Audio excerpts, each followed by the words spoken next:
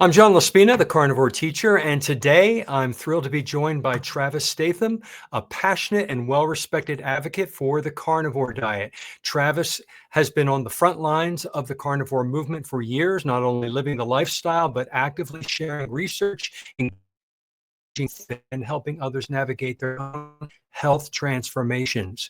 What makes Travis's journey so compelling is his unwavering commitment to discovering what optimal health truly means, starting with his own body. His path into carnivore wasn't just about food, it was about reclaiming energy, improving physical and mental well-being, and challenging mainstream dietary norms. Whether you're curious about low carb living, trying to heal from chronic health issues, or just want to hear a remarkable story of personal transformation, you're going to love this conversation. Welcome, Travis. Thank you, John. Thank you for having me.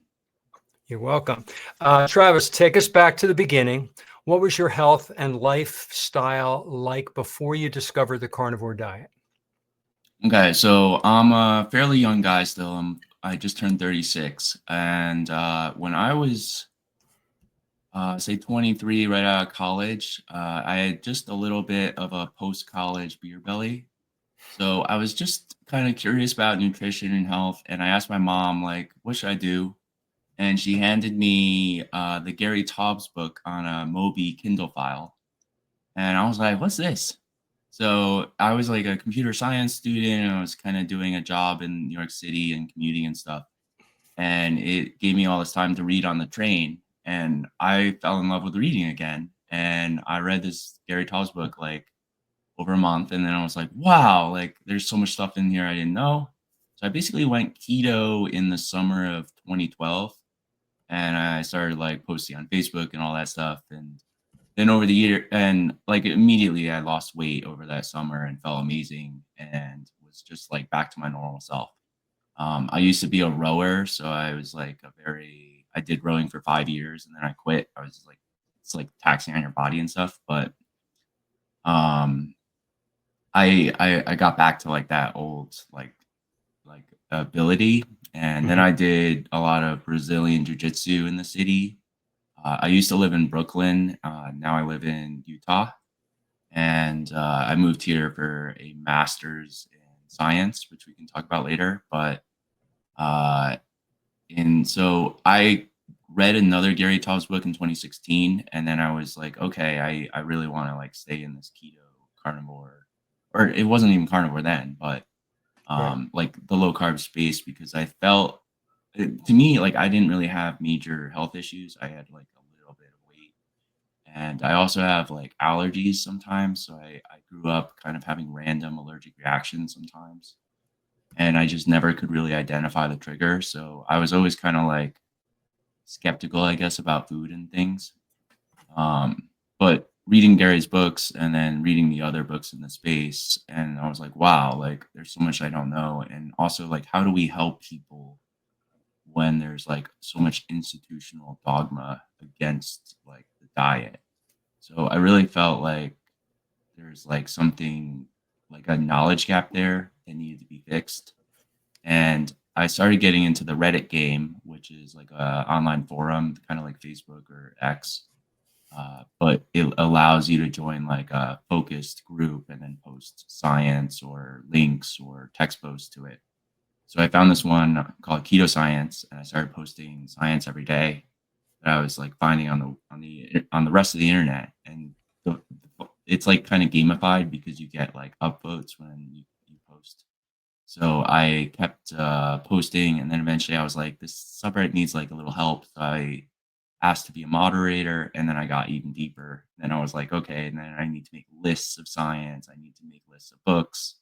And then I was like, well, I'm making all these lists of books. Now I want all these books. So I started buying all these books, and you can see I have 200 nutrition books around me. um, and so I got into, so I was really like in the research keto space. And that's when I was one of the early finders of Sean Baker because somehow someone posted a video on like probably one of my subreddits. And I was like, what's this? Carnivore diet. Okay, so it's keto. That's gonna lead to all the ketogenic benefits. but then what else? Like, why is carnivore? Why could it work? Or like, were plants really necessary in the first place? So I was skeptical and I liked doing all this reading, right? So I kind of reread all the original research on the carnivore diet. So there was this guy named Michael Bitstein, uh, or Goldstein. His name on Twitter is Bitstein, but he ran this site called justmeat.co. And I asked him, like, hey, can I add some stuff to this? Like, I found some more things in my own research. But he had like all these PDFs of, say, like the fat of the land from Vilhjalmur Stephenson. So like I read those books or like skimmed the important parts and then was like, wow, like okay, the carnivore diet is worth doing. So in 2017, that was yeah, like the summer that Sean Baker started talking about it. And then he made World Carnivore Month in 2018, in January. So like that whole like fall, he started doing like podcast appearances and stuff and talking about the diet. And then at the same time, I had joined this group on Reddit called Zero Carb. And then there were also like all these Facebook groups. So like there was tons of research there. And I talked to Michael Friez, who was the founder of Principia Carnivora. And he's a super nice guy. He doesn't really talk that much about like the carnivore diet, or doesn't do a lot of podcasts and stuff, but um, it kind of led me into like some of the insights of the veterans, like okay, is salt restriction necessary, or like can you do the diet without salt? Like I still salt my steaks, but I think you kind of can, or there's some kind of adaptation process there. Uh, So, like, all that early research, and then we made, World Carnivore Tribe and Month, and then kind of the carnivore diet picked up steam after that, and I was one of the moderators of the World Carnivore Tribe group, so I was also, like, uh, tracking everyone joining the group, so I knew all the reasons why they were joining and Yeah. everything, and it was amazing to, like, see their own transformations, 'cause I would see, like, every personal anecdote, 'cause I would rate the question and say like, how has the carnivore diet helped you? Why do you want to join this group? So, it like those were always amazing to see. So I just always felt really inspired by it. Then we did so a reporter joined World Carnivore Tribe, and I was like, oh, I'm the guy you want to talk to. And she called me and we had like a long chat, and then she wrote an article on like my story and some other carnivores in New York. It was like in the New York Post. Oh, there was another one in, I guess, the SF Chronicle before that, but and then the day after that, Good Morning America called me, and so they came to our house and filmed a segment, and I was on Good Morning America, Oh, wow. like, in 2018 in the summer in, like, July or something, so I kinda felt like that was, like, the peak of the early adoption of, like, carnivore. Maybe not, like, the true early adopters, like the veterans, but, like, of the mainstream segment.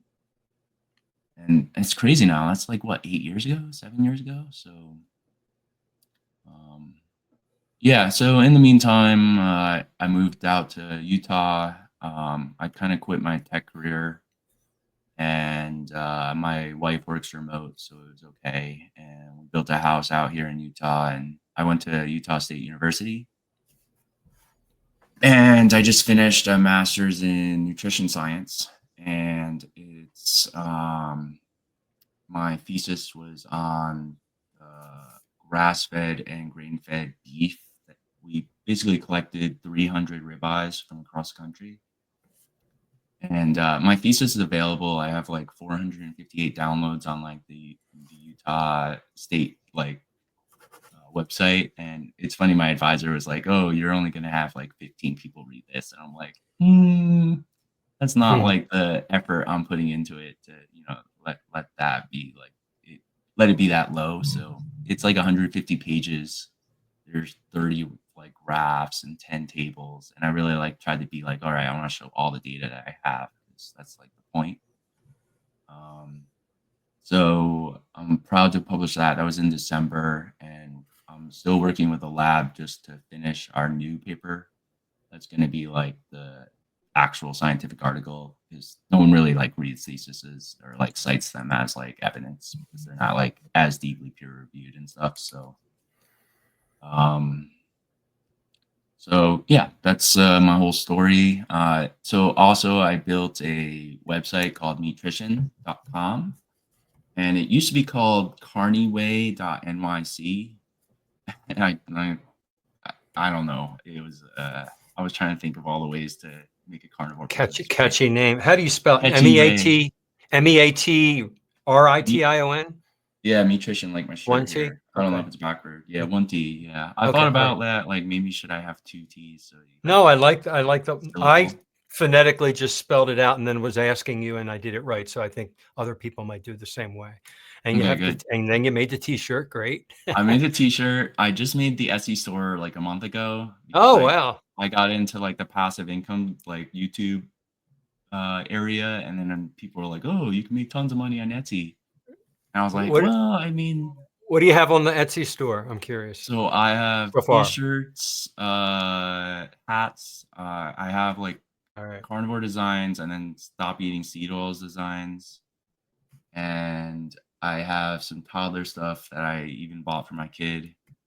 Um, and I've been using AI a lot. So this Mhm. image is AI, and like when I watched all these like YouTube videos on like how to make an Etsy store, they're like, "Oh, just use AI and like copy like the popular Right. designs and Yeah. stuff." And so I was like, "Man, I've been making like AI memes on the carnivore diet for like a year and a half, and I haven't put any of them on like a T-shirt." And it's like maybe I just need to at least do it. So I only have a few sales, and I don't even know if it's going to go big, It's a but start. No, that's cool. That the is so start, cool. yeah. And I needed a way to make money, like through the movement Mhm. without feeling like a grifter or something. So I don't know. I guess shirts are a good like middle ground there. They are. Um, but And my website. So imagine all these books, right? Mhm. If if you wanted to say like, all right, what carnivore wisdom do these books have?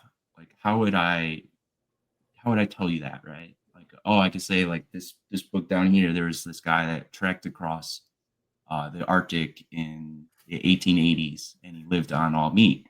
You'd be like, yeah, that's cool, but I don't really believe you, right? And I'm like, well, no, it's here, it's in this book, it's in this particular page, and I show you, and I'm like, well, yeah, but I'm gonna forget that. So I was like, all right, I need a way to track all the carnivore quotes, all Hmm. the anecdotes in the space that actually existed before social media. So I basically made a history database that tracks the last 2,000 years, and I found every possible reference in the English language, essentially, that talks about an all meat diet. And it also led to a lot of history of science, some religion, because that plays a role in many ways, like the Seventh Day Adventist Church and the vegetarian movement, and then also a lot of missionaries were up in the Arctic, and they were some of the first people to like live with natives. And like, I know of like this Father Bouliard guy who was a priest in Canada, a Catholic priest, and he had to eat like all fish. And he just lived up there in a hut for like 60 years eating fish. And like, no one thinks like, oh, that's an anecdote of a carnivore diet, of a long-term diet, but no, they like that's what they did. Um, and a lot of them like behaved like the natives. They liked it. So basically, I would read these books. I'd say, wow, okay, here's a event on a particular date that I can stick in a database and order it chronologically, and then have like this condensed like quote that like represents like the case that it says like an all meat diet is either possible or you thrive on it or how to do it or what animals you're eating on it. So all these anecdotes, I basically took all the carnivore stuff out of it and left the rest of it like in the book. But so I have like this whole database of all these old books that talk about the carnivore diet. So if you're interested, meatrition.com/all history, all dash history. And I have like a searchable database with filters, with like, reverse the time, and you can sort by year and see like the 5-year stuff. And then everything is tagged with an author, a topic, usually has an image, and you can share each link. So you could be like, oh, I read this like segment of a book and I loved it, and it like convinces me carnivore is the way. And then you can share that link. So I'm really happy about my website, but I also need to like see if I can make it into like a career, because I haven't really like focused on that. I've just focused on content. Kind of like I want to treat it like a free Wikipedia, really, to help everyone in the space and be like, wow, the skeptics would come to my website and be like, okay, I can see like there's a lot of stuff here I never considered. I So see for yeah. you, because you want to make money, and this is your passion, and it is, these are facts. And I've also heard that when you are working, it doesn't work when you're doing what you believe in and what your passion is. Now that you have your are you going to go for your doctorate? Are you have writing a Mm, few books and actually publishing books? You could yeah. be at so many of these events. People listen to you because you're very articulate and You're chopping out a bit for me. yeah. I'm on Ethernet. I see. Are you on Wi-Fi or Ethernet cable? Guess I am on Wi-Fi. I see your Wi-Fi signal, and it says it has 1 bar. So I don't know if it's my Ethernet cable, but it's, what these do is they find the strongest one and they use the strongest one to compensate for the other side. Yours has been kind of going in and out a little bit. I don't think it's you, but I it think might it's be. more my CPU. Oh, Like I have so many Chrome tabs open. Let me close a few things. all right. Yeah, when I do these, I close out all my tabs and shut down all my programs so that my bandwidth and my CPU usage is Yep, dedicated to I was in the video. progress of doing that, and then I was like, oh, I need to do That might be it. I don't know. But have you thought of that? I mean, I can see you becoming a prominent doing a figure, PhD. Yeah, yeah, being a I speaker, do. writing a few books, and then using them to go on the road. I mean, you've done the database research, my God, and you have so many. You have over 200 books for your background knowledge. I see that for you for sure. And T-shirts too, but the book. I agree. So I guess another way I considered making the database was like, if I make a book on the history of the carnivore diet, I'm gonna have to like reread all these sources over and over Yeah. and get like good quotes out of them. So I was like, maybe I'll make the work cited first. And now I basically have 1,000 like entries I can put into the book or like cite in the book. So you're right. That's like honestly the best thing I should do It's a right lot of now. work. It's a lot of work and Yeah. timing and everything, but It was always kind of like my plan, I think. all right.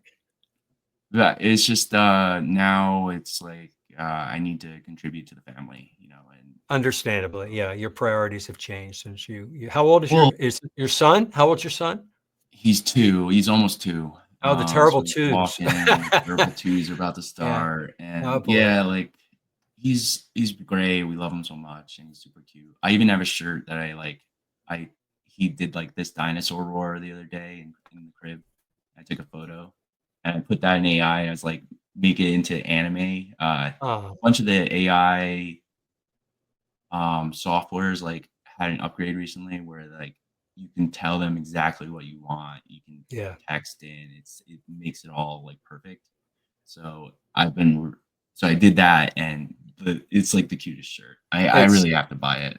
AI is amazing. I've been playing with it a lot lately, and it's actually scary what this It's thing scary. what it can do with even just creating a thumbnail, creating a graphic, creating video, whatever parameters you type into this thing. What it spits out is just eye-opening. I'm just blown away, and I can't imagine what 5 years from now is going to be like. I just can't imagine. The Oh, growth is astronomical. well, think about our kids. Like, how are they gonna like? I'm a I f- skeptical person, right? I Like, fear they're not going to I be able to can, think, is what I'm fearing with this. They're going to be yeah, so lazy. maybe. Yeah. Well, the laziness, and then the robots are gonna come, and then all the jobs are gonna be like into super white collar, like creative roles or something. I don't know what's gonna happen. It's crazy, crazy where it's going. And look at where we were. I want to get back to, if possible, I still want to, I want to go into your masters into the omega fat ratios Perfect. that you talked about. But before we do that, the main question I want to get to that we just barely touched on, you talked about allergies. You talked about your belly fat, your college beer belly. What were some of the most significant changes you personally experienced? All the research aside and all the database stuff aside, I want to get to that. But what did you personally experience physically, mentally, emotionally after fixing your diet? So when I'm like in that like super good carnivore high fat range, I just feel amazing. Like um so I have like a weight range that I've figured out. Mhm. I'm a really lean guy. I don't have a ton of muscle. I get bullied for that. I mean, there will be vegans that will clip this and say, "Look, this dweeb," and I'll be like, "Ugh." But you know, like you go make fun of Sean Baker if you care about that stuff. I don't like working out. You know, I just don't feel the need for mass. But on the whole, I feel like really incredible. So I get down to 142 pounds, and I'm 6 feet 2. So it's like Wow. a very low BMI, Mhm. but like that's like where I have like a super flat belly and like visible abs. And then there's like a range where I could be like 150 pounds and then like kind of like dirty keto. And then if I'm like cheating, drinking beer, having ice cream, all that stuff, I can go up to like 155 or 160. But like you don't really see the weight on me except for like the belly. So it's like it's not that, but so I really feel amazing on carnivore.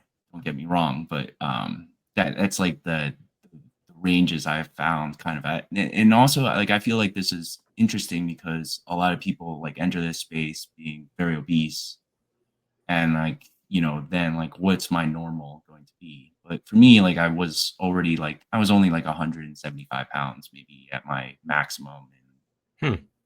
you know, like back in the time. So I really like, you know, I wasn't like going to wait until I got to be like 45 and like super sick before I jumped on a diet. Good for you. Yeah. I just basically got lucky, I think. I like my mom just gave me the right book and I was the right amount of interested and I was kind of like a young adult who was just kind of looking for some guidance and I like fell into the low carb scene. You know, maybe I could have read a vegan book or something and gone the other Gone way. the other way. Yeah. You Well, good know, for mom. Kudos for mom for pushing you yeah, in the right direction. Allergies that you had, have they completely vanished? yeah. So I have like a weird thing. Like if I eat wheat, like I'll get sometimes like a thing on my lips, like a tingling sensation. Oh, So wow. I'm wondering if there's something in the wheat or like a certain type, maybe like the folic acid or like the gluten or something. But generally, I can eat bread okay. So I I don't like the thing I had is called angioedema, and I would get these crazy swellings like in the palms of my hands. Wow. And it started, I cut my finger here when I was a kid. I like cut into me. And after that, I got these swellings, like these angioedema things. And I also got them on the soles of my feet, and I like couldn't walk. Like I Wow. could, but like they were like swollen and it hurt. So every once in a while when I was growing up, I would get like an attack from angioedema and I have to call my mom and be like, I'm gonna have like the embarrassing welt on my face in like half an hour. So I need to go home. And you think that was from grain? I don't know, but it it wasn't like I certainly wasn't on a carnivore diet as a kid All back right. then, you know. So like it made me skeptical. You know, I thought maybe it was just genetics and I was trapped. I remember meeting a girl in a boot camp like on a summer, and she was like celiac or something. So she told me she'd never ate bread, and that like blew my mind. Hmm. So, like maybe those little experiences where you just think like, wow, maybe it's possible, They plant the thought and make you they think and go, plant plant yeah. those seeds of change. Yeah. Isn't that So interesting? yeah. But on the whole, like I'm not maybe 100% carnivore all the time now. Like I'm a busy dad, and I think I want to get back into it like 100%. My wife and I are kind of like, oh, like we're parents, but we also need to like refocus. Also, the summer's coming around. It's gonna be super nice here. Utah is like dry, hot heat, like Mhm. constantly. So it's like a beach. It's like beach weather outside, like from June on. Uh, but right now it's like snowy. Like it's like sunny, snowy right now. So, um, but yeah, I made these amazing prime brisket burgers recently, and I have another prime brisket, and maybe I'll make that today. Good, good. It's So yeah, easier to just eat what's out in the world. The standard world diet is everywhere. It's yeah, convenient, it's fast, and when you have a 2-year-old, you have all the craziness of that happening. It's you have to yeah. I think mean, about eating right, and it's just so convenient to grab what's out there. You have to be conscious and mindful if you want to not eat what the whole world is eating, which is inflammatory.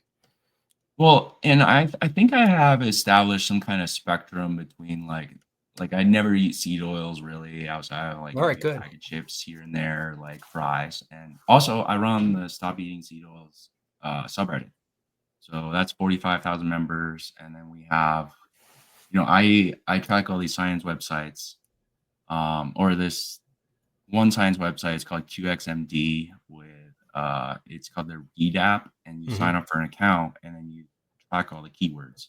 So I have keywords for carnivore diet and then Man. paleolithic and paleo and stuff, and then all the keywords for the metabolites of linoleic acid stuff. Oh, we need to talk about Yeah, the let's do omegas. Okay, let's do so that. All right, so I let me weave watched back into that. I caught as you heard, I listened to your recent interview with Casey Ruff, and um, I stopped what I was doing. I had to physically look at your things that you were posting and pointing to with your mouse and talking about all the acids, the omega acids. And I stopped working out because I wanted to see it. I'm pinching and zooming in as you're talking because I'm a huge, huge advocate of getting the right fatty acids and the right balance in our body. And I Mm, just did a whole mini series on the different animal fats and the different omega fats that are within the animal fats and which ones to stay away from. And you, of course, took it 1,000 times in the best direction, in the right direction, which is why you need to make a living out of this, man. This is just like people are going to be glued to it because it makes a lot of sense. Um, and mm, I like how you went into the inflammation and how the oxidation is looking for that oxygen to oxidate and oxidize, and that's why linoleic acid. We have too many of them, too much of it um, is destroying our humanity. I believe we didn't have this prior to what 1880, right? Can you go yeah. into when we started elevating our omega-6, our linoleic acid? When did that all start? Because we've been a species on this planet for hundreds of thousands of years without all of this, and then there's a turning point. Okay, And so yeah. we have two early history points before like the 1850s, and I'll just mention them because Tucker would get mad at me if I didn't mention them. I So there's talked with this guy Tucker. named there's this guy Tucker Goodrich. Good He's Rich. like the seed oil blog Oh yeah. king, and yeah, he's, just for the rest of the. But so there was maybe seed oils in ancient Egypt. There's Okay. like old books on how they made them and crushed them, and they had presses and stuff. So they probably had like slightly processed seed oils for thousands of years, etc. But and then that culture mostly died out. So Right. like maybe that is a bad thing. Um, and then the other thing is the magongo nut in Africa is high linoleic acid. This is another example Tucker likes to talk about. Like there's like this tribe that eats a certain high linoleic acid nut in like a certain season and then puts on a bunch of extra weight. And they basically act like squirrels in the same way. So Mhm. squirrels eat like acorns or other nuts that have like high linoleic acid. And nuts in general store linoleic acid or seeds in general store linoleic acid. And the linoleic acid is an omega-6. So there's like this tail at the end that's 6 carbons long. And that tail like swims around basically. But the rest of the molecule is what gets metabolized because the tail is like unstable, like you can't grab it really. And then the N3 is just, or omega-3 is just the 3 tail. And then there's also a 9 tail, and the 9 tail you might know as oleic acid. So that's in like olive oil Yeah. and beef Mhm. and stuff. Um, And oleic, that would be considered mono and not a polyunsaturated? right. All right. Mono means one unsaturated bond, which is a double bond. And the double bonds are weak in that like the oxygen can come along and like steal the hydrogen. And then the fatty acid kind of breaks up into two, and then that bond like attaches to something else. And because like the pupa, they're like these fatty acids are like 20 or 24 carbons long and stuff, right? So the area that this oxidation reaction can happen causes different types of molecules to then form. So like when you talk about seed oils, you're not just talking about linoleic acid, you're really talking about like 50 little toxic aldehydes and molecules and stuff. And when you like I made like all these graphs and stuff in my thesis, and like I covered them a lot, and I have them in that like that search science thing. So the most popular one is called 4-hydroxy non-enol, and the linoleic acid breaks down and from these like peroxidation reactions through light or heat uh, over time. And then this for H&E, it's like super reactive, and it can bond, it can make adducts, I guess, with proteins, like amino acids and DNA. So it like causes like irreversible damage to like the Mm. cell, and it's just basically like a little like firecracker that like spreads flames everywhere, and Wow. never goes out. And like, like then like once your house is burned down, like the fire like spreads sparks across the street, and then it starts a new one. So uh Okay, well, aldehyde, you talked about aldehydes a lot. Is that the yeah, same aldehyde that's in alcohol that when we break alcohol down in our body? that's All right. So when right. you feel really crappy after you like a hangover and stuff, that aldehyde is like what your liver is trying to process down.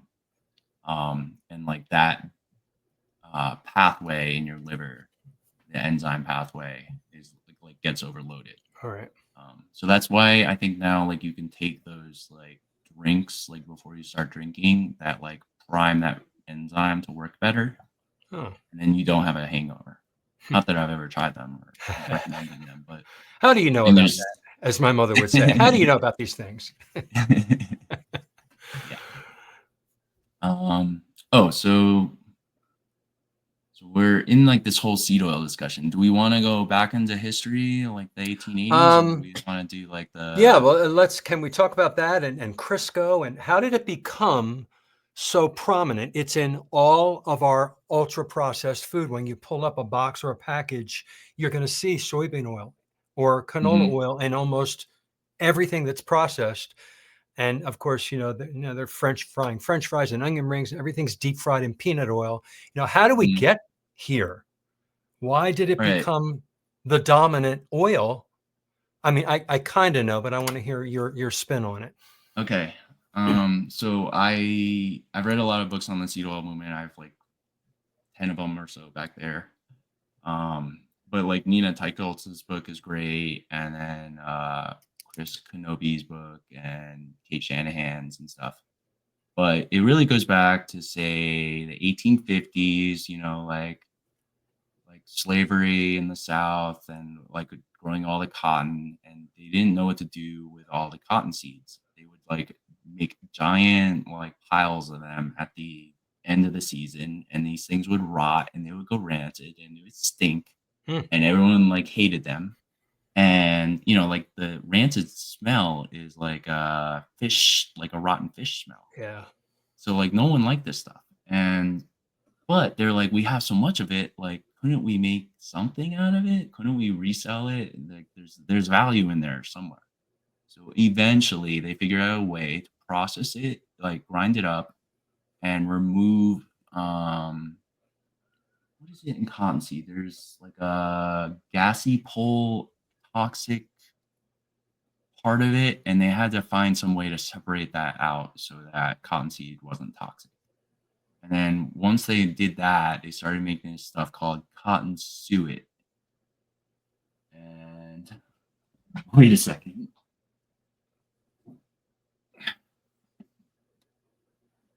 I found this in an old thrift store. Oh, wow.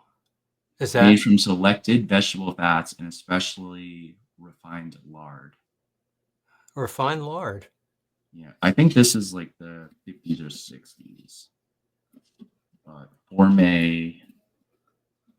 Yeah, so they would say animal fats are expensive, and let's mix the animal fats with the seed oils, like the cottonseed, and then adulterate it and save money.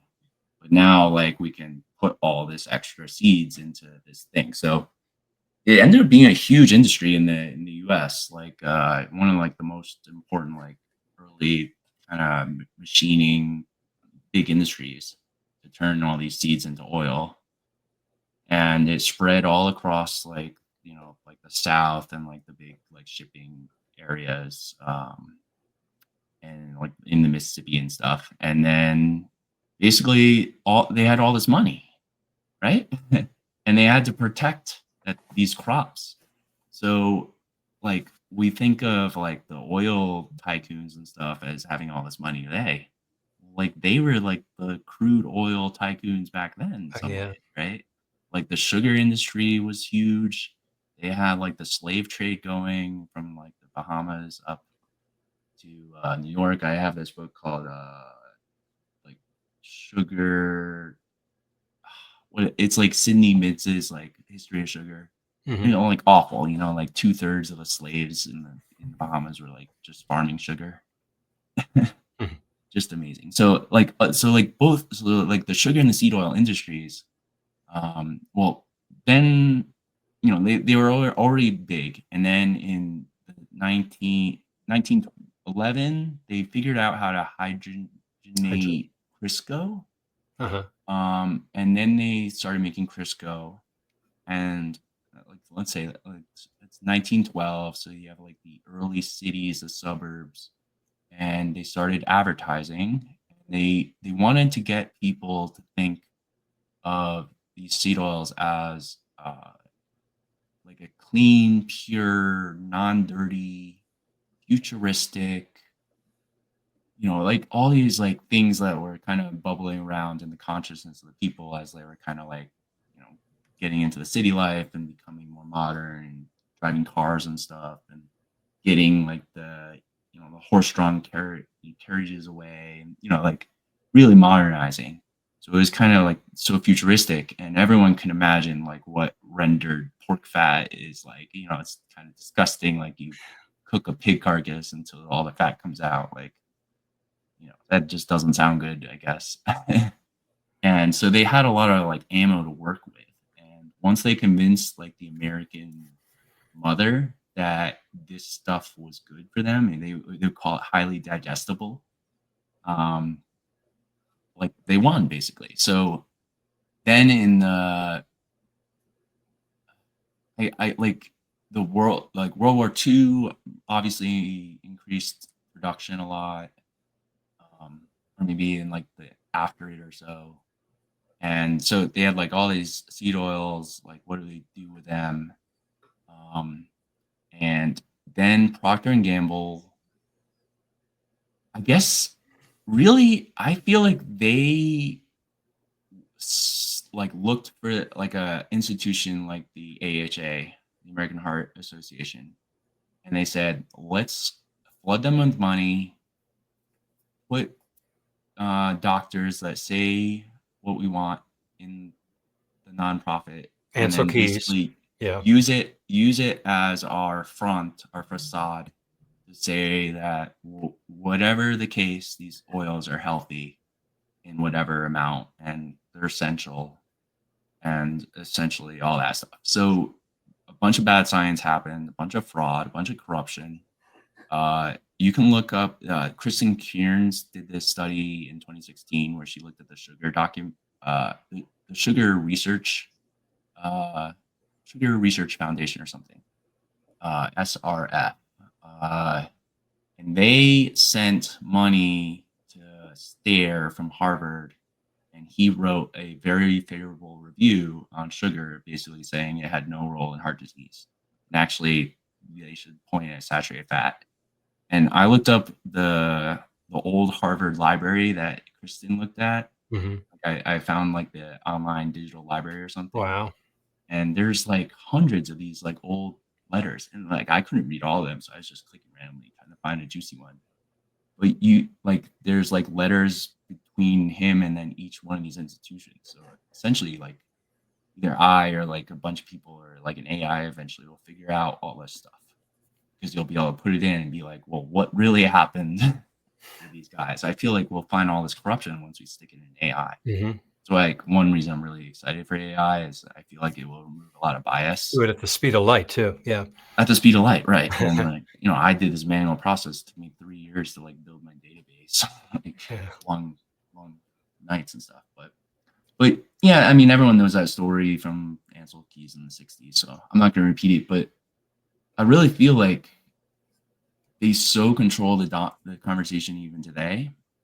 And I've been making a list, like all the articles we see, like, oh, seed oils, like the RFK says seed oils are toxic, but here's the real truth. And then they talk to a dietitian, they talk to a doctor, they talk to a food scientist, and they like debunk all like the fears of seed oils.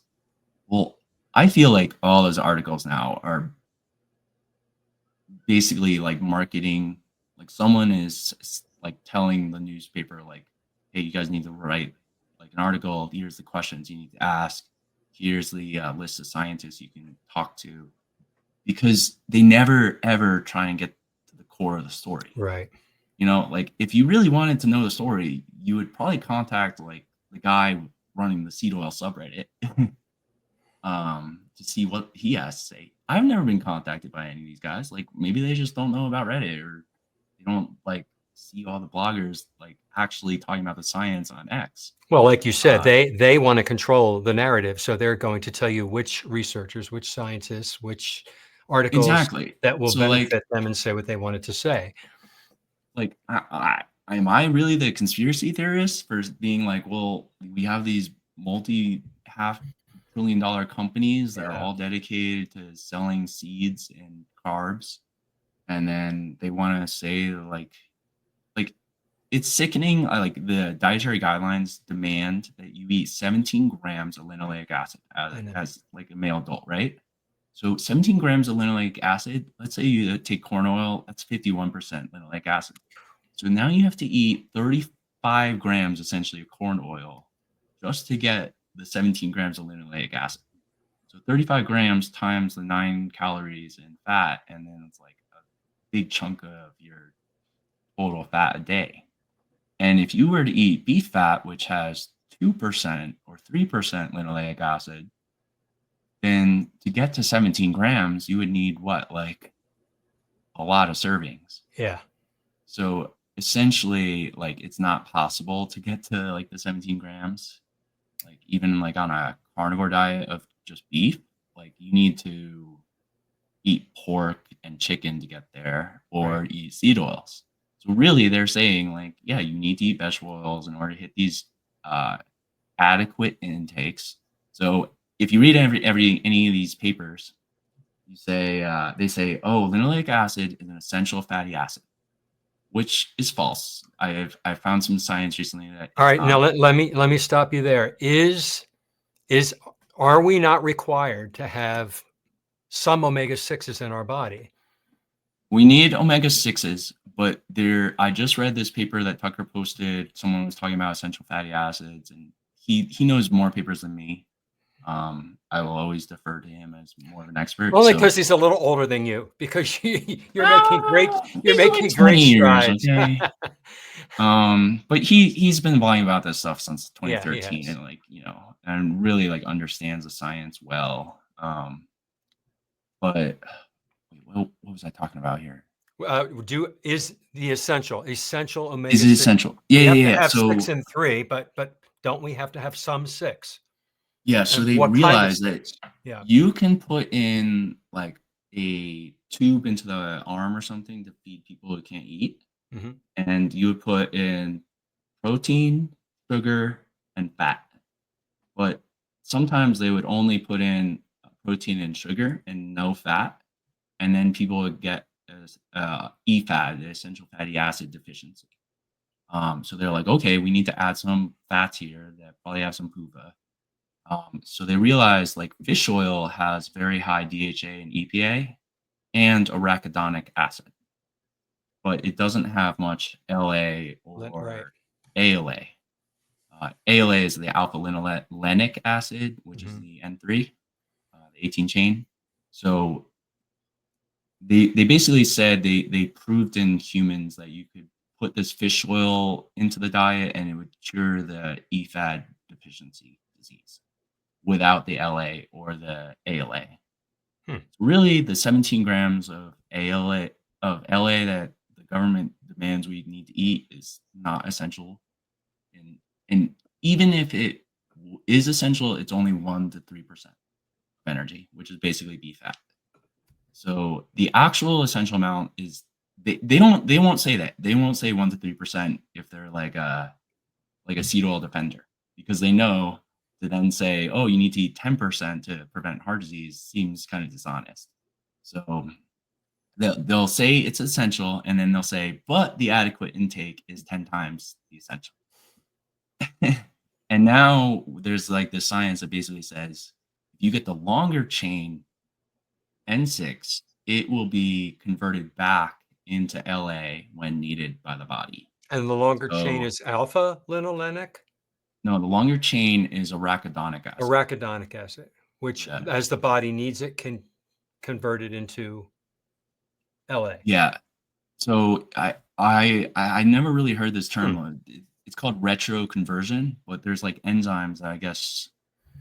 So there's the arachidonic is 20 carbons long, and then I think it has 4 pupa or 4 double bonds in it. And then an omega-6 at the end. And it's used in membranes a lot, so and then fatty acid signaling and stuff. But they said it was like 3 times more effective than LA in curing the EFAD. So just a little bit of this ARA, arachidonic acid, the long chain N6, you know what? It's not really present in plants. Hmm. It's really only present in animal foods, and it's actually really high in chicken because they have a lot of precursor LA and it turns All into right. ARA.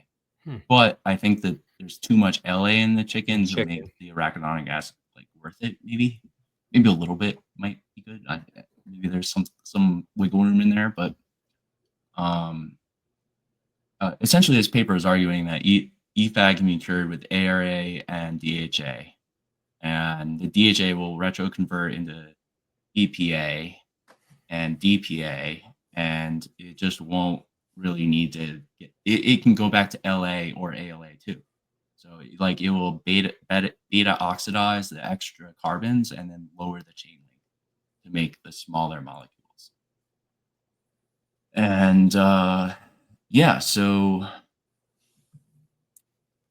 it just seems so much like the seed oil topic. It's just now completely dominated by marketing.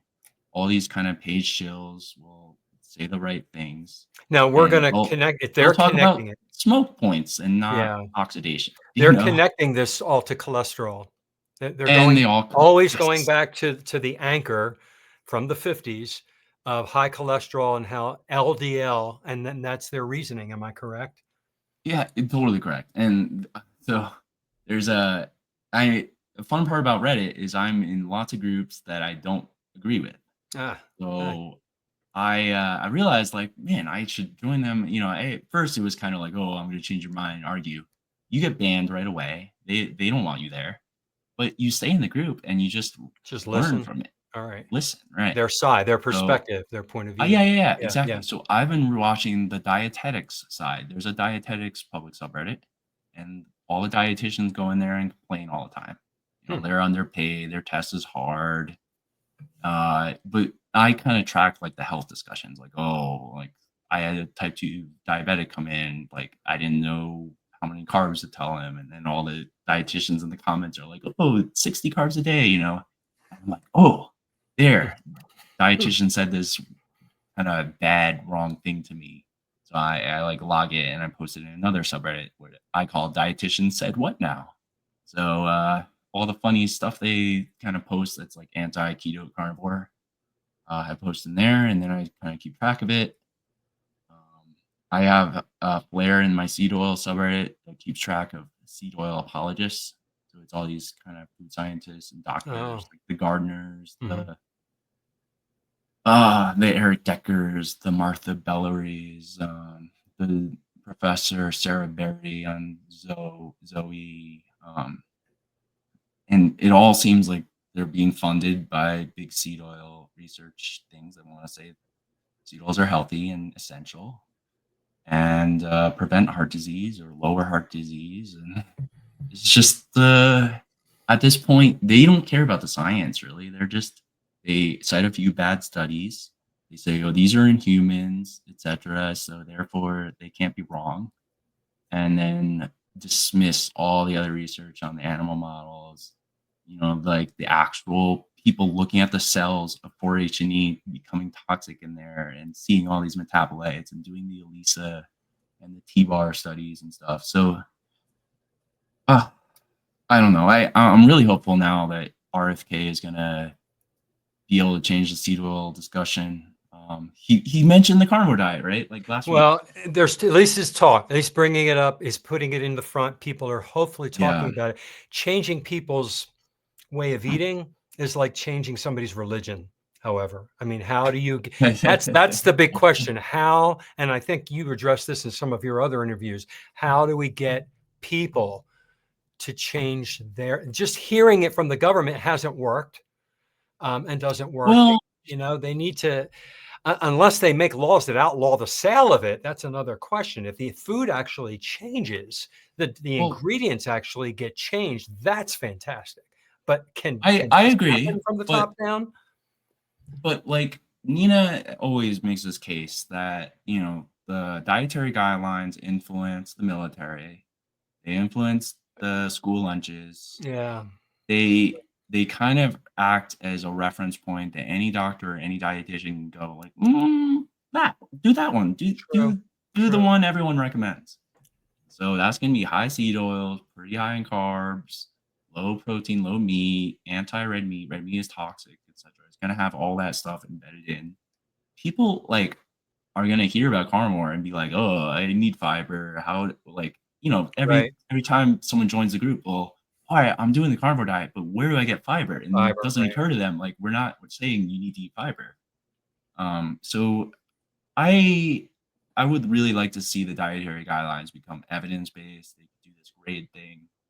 I made crazy graphs in AI, and I made this cool concept called a ternary plot, which is like a triangle.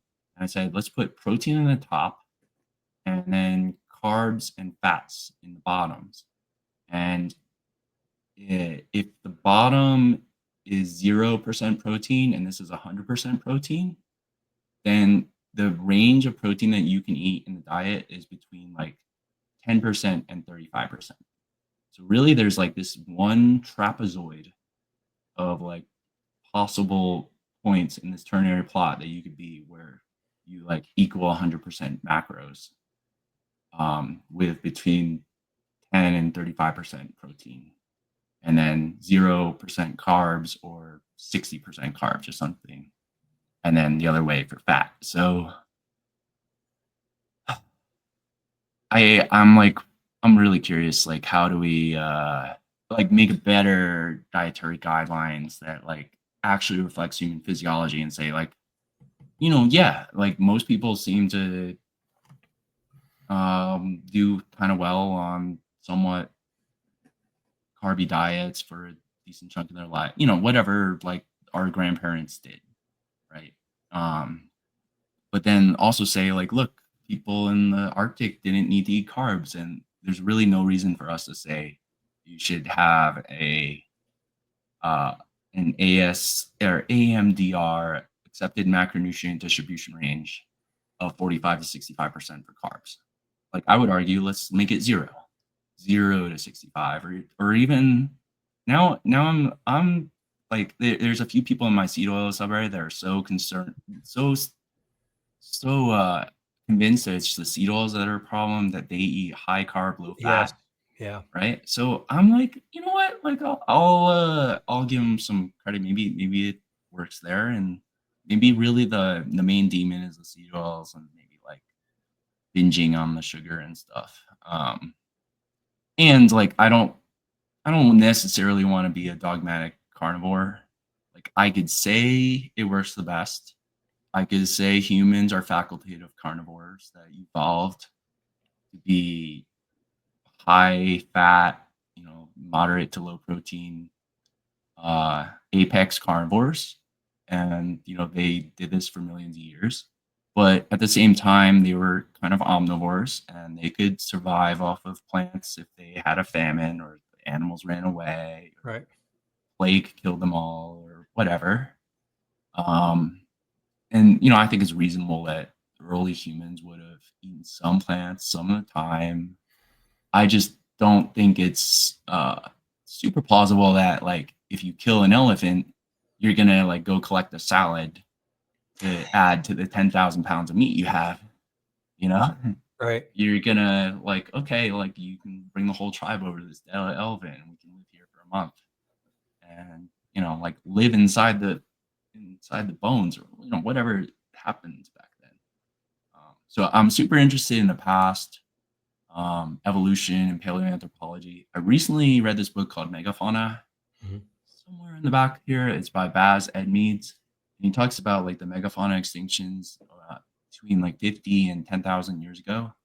Basically relates them all to humans, like arriving in new areas out of Africa and then saying, wow, there's all this food here. Let's kill off like these giant uh, megafauna and then eat them until they're all dead, basically. Um, but that's a super interesting field, like a lot of debate between the climate and the overkill hypothesis. And it's also kind of fun because you could be like a vegan who wants to be anti or like think about this thing because you could basically argue like humans exterminated like lots of species that were huge and really cool, like mammoths and stuff. But then the carnivores can say like, well, yeah, we did that because we were hungry. We were eating their high fat meat. We were targeting their high fat meat. That's why they're no longer with us, because humans were just hungry and voracious and we had hungry kids. Hmm. Like all the same problems that you think of today. Like think about how much worse it is when you're hungry in the wilderness and you need animal skins and bones for tools and fat to survive the winter and stuff. And so I ended up building a huge megafauna database, and I'm kind of in the process now of thinking about how to add that to my database, my meatrition database. So I have like a Wix thing, and I can create like a table. I just put columns in the headers, or I can upload a CSV and I can turn it into a database on my website really easily. You are the database king. I don't know Yeah, people yeah. that talk with so much passion about making data, and it's fantastic because you come to all these epiphanies, and I could see your eye, I could see your face light up as you talk about each one that you've discovered, and sharing it with everybody so that they can experience the same thing and find it. And that's what these databases can do. As I mean, we can spread the knowledge, the correct knowledge. Can I want to be considerate of your time. We're over our 50 minutes here. Can you tell our audience where we can find you? You talked about meatrition. Tell us about the other social media sites so people can find you and learn more about your databases. Okay, so number one, meatrition.com is my website. All You can right. find a lot of my links on there. Number two is I post at least once a day on X or Twitter. Same name. What's the name? I use meatrition.com as the @ I also have a Travis__ Statham account, but I kind of like stopped working on it and I went premium on the meatrition.com account. Okay. So that's like my focused like carnivore stuff. I also have a YouTube account, which I would love to gain some subscribers. Same name. It's just @meatrition. Yeah, down here. Right. Oh, there you are. And yeah, I'd like to get to a point where like we could just stream for like 2 hours every day and talk about science and have people join. And we just read abstracts or like dig into method sections and see like all the gossip in the nutrition space. I feel like a lot of the carnivores now are, like we have good interviews with like people that provide anecdotes, but like, and then like the other people are making like 10-minute like how-to videos. Right. That's me. Like, these 5. Yeah. Yeah. So I'm like, well, I guess I'll make some of those eventually, but I really need, like, I want to. You want to get into the meat of everything, the meat. Yeah. And rip just it apart, kind of spend an hour or two. like, maybe have like a online like YouTube counter space to like all the Reddit stuff I do, where I'm always like posting links and stuff and keeping track of all these communities. So I made like 50 communities on Reddit. Wow. I highly suggest making a Reddit account. Reddit is tricky. Every group has a different mod or set of mods. Right. And they're either unreasonable, or they'll find reasons to not like you.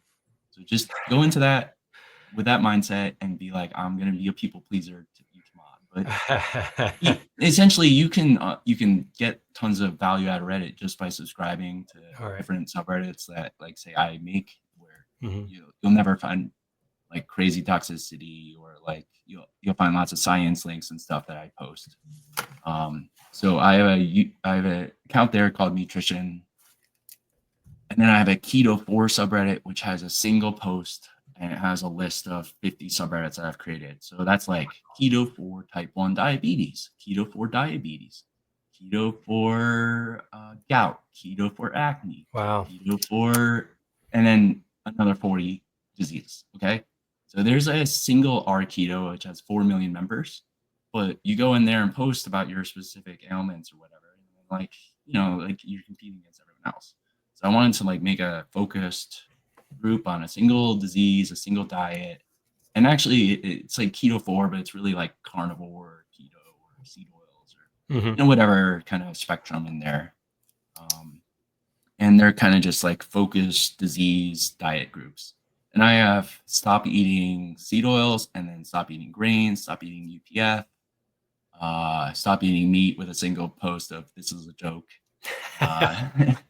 and a lot of other things like that. And then our big subreddit is called Keto Science that has 540,000 members. Wow. And that has like automatic posts going in about keto science. So if you're like bored and you want to read some abstracts or see what's out there and don't want to go through the other apps and stuff, Reddit is very approachable. And make a quick account.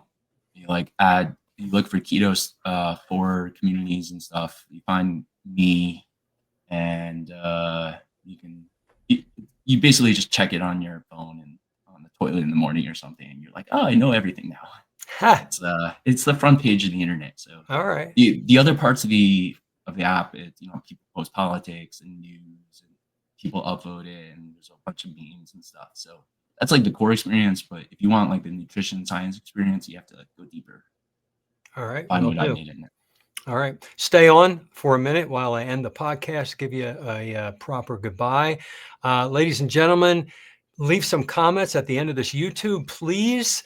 And check out Jason, see what I did? Check out Travis's shirt. I promised I wasn't going to mess your name up. No, he made my name. I see now that you put Travis Statham in the text. Yeah. So just Did remembering I put an to R in there? yeah, Darn you it. put an R. Ah, And now the same I'll thing fix it. happened. I told Casey about that, right? Yeah. But there's something in our What heads is that it with just our make brain that does that? yeah, I don't I know. made I I guess made a it note looks a to little say it right, nicer. and I still didn't do it right.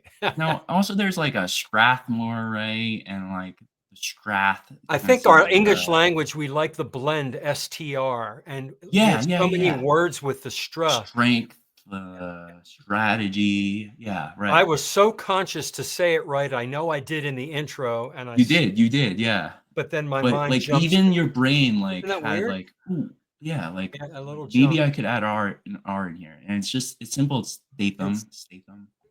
I Statham. actually have like I went to England and found some guy who had like the names, your historical names thing, and I was like, "Ooh, let's find one," and they like custom print it, and put it in a Uh-huh. roll. So I have it downstairs, and it's like some little town in like West That's London or cool. something. Yeah. Yeah. So, but yeah, that Jason guy, he made my name cool.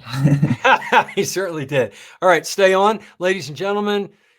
Leave comments, questions, and both of us will get back to you. Have a great day.